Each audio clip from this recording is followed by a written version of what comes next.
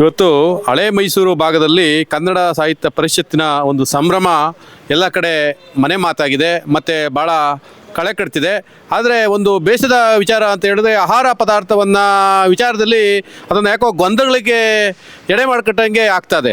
ಒಂದು ನಾವೆಲ್ಲ ಸಂಭ್ರಮ ಪಡುವಂತಹ ಸಾಹಿತ್ಯ ಪರಿಷತ್ತು ಒಂದು ಆಹಾರ ಪದಾರ್ಥದಲ್ಲಿ ಯಾಕೆ ಗೊಂದಲವನ್ನು ಮಾಡ್ತಾ ಇರುವಂಥದ್ದು ಗೊತ್ತಾಗ್ತಾ ಇಲ್ಲ. ಆಹಾರ ಪದಾರ್ಥ ಎಲ್ಲ ಆಹಾರ ಪದಾರ್ಥಗಳನ್ನ ಸೇವಿಸುವಂಥದ್ದು, ಅದಾಗಿ ನಾನ್ ವೆಜ್ಜನ್ನು ಮಾಡಬಾರ್ದು ಅಥವಾ ಮಾಡಬೇಕು ಯಾಕೆ ಚರ್ಚೆ ಮಾಡ್ತಾ ಇರುವಂಥ ವಿಚಾರನೇ ಗೊತ್ತಾಗ್ತಾ ಇಲ್ಲ. ಹಾಗಾಗಿ ಆಹಾರ ಪದಾರ್ಥ ಎಲ್ಲರ ಹಕ್ಕು. ಇವತ್ತು ಮಂಡ್ಯ ಭಾಗ ಅಥವಾ ಮೈಸೂರು ಭಾಗದಲ್ಲಿ ರಾಗಿ ಮುದ್ದೆ ಕೋಳಿ ಸಾರು ಅಂತ ಹೇಳಿದ್ರೆ ಫೇಮಸ್ಸು. ಆಹಾರ ಪದಾರ್ಥವನ್ನು ಯಾಕೆ ನೀವು ಧಿಕ್ಕರಿಸುವಂಥದ್ದು? ಅದು ಆ ವಿಚಾರದಲ್ಲಿ ಏನು ತಪ್ಪೇನಿಲ್ಲ.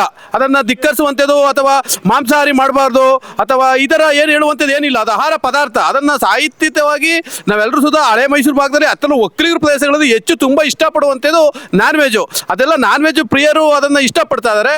ಅದು ಅತ್ತಲೇ ತಪ್ಪೇ ಇಲ್ಲ. ಅದನ್ನು ನಾನ್ ವೆಜ್ ಮಾಡುವಂಥದ್ದು ಸ್ವಾಗತಾರ್ಹವಾದ ವಿಚಾರ. ಇದನ್ನು ಯಾರು ಗೊಂದಲ ಮಾಡೋದು ಬೇಡ. ನಾವೆಲ್ಲ ಸಂಭ್ರಮಿಸೋಣ, ಸಾಹಿತ್ಯ ಪರಿಷತ್ತನ್ನು ಸ್ವಾಗತಿಸೋಣ, ಕನ್ನಡದ ಒಂದು ಕೆಲಸಕ್ಕೆ ನಾವೆಲ್ಲ ಮುಂದಾಗೋಣ ಅಂತ ಹೇಳ್ತಾ ಯಶಸ್ವಿಯಾಗಲಿ ಕನ್ನಡ ಒಂದು ತೇರು ಅಂತ ಶುಭಾರೈಸ್ತೀವಿ.